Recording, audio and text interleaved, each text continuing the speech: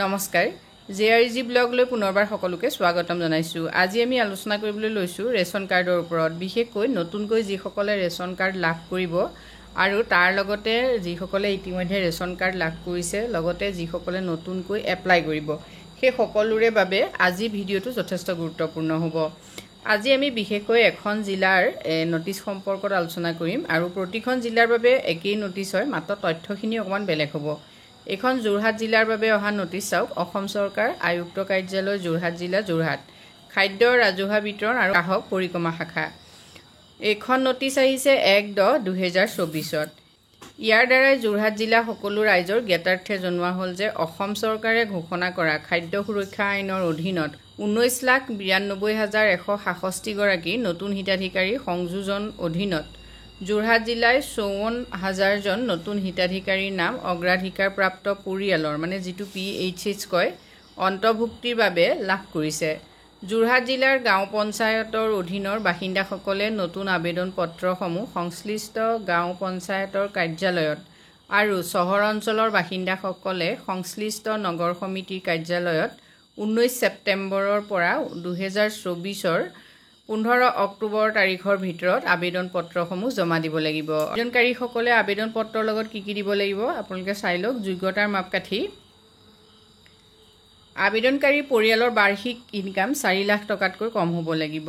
অৱশ্যে ২ লাখ টকাতকৈ কম বাৰ্ষিক আয়ৰ আবেদনকাৰীৰ অগ্ৰাধিকাৰ প্ৰদান কৰা হ'ব। আবেদনকাৰীৰ আধাৰ কাৰ্ড থকাটো বাধ্যতামূলক। আবেদনকাৰী ভাৰতীয় নাগৰিক হ'ব লাগিব। বাৰ্ষিক আয় ৪ লাখ টকাৰ কম।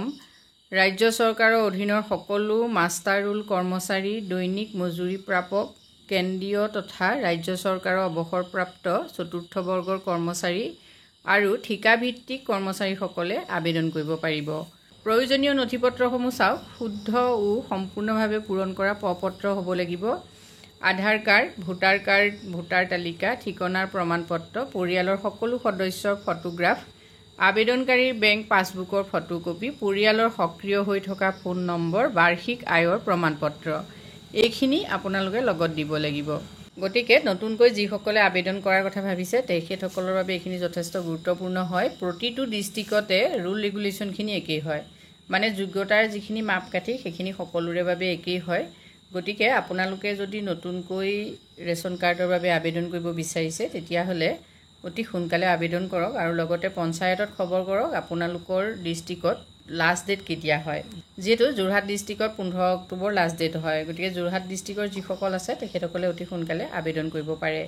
আৰু আবেদন পত্ৰসমূহ আপোনালোকে পঞ্চায়তত জমা দিব লাগিব। আৰু যদি আপোনালোক চহৰ অঞ্চলৰ হয় তেতিয়াহ'লে নগৰ সমিতি কাৰ্যালয়ত জমা দিব লাগিব। আজি ভিডিঅ'টোৰ জৰিয়তে আমি আপোনালোকক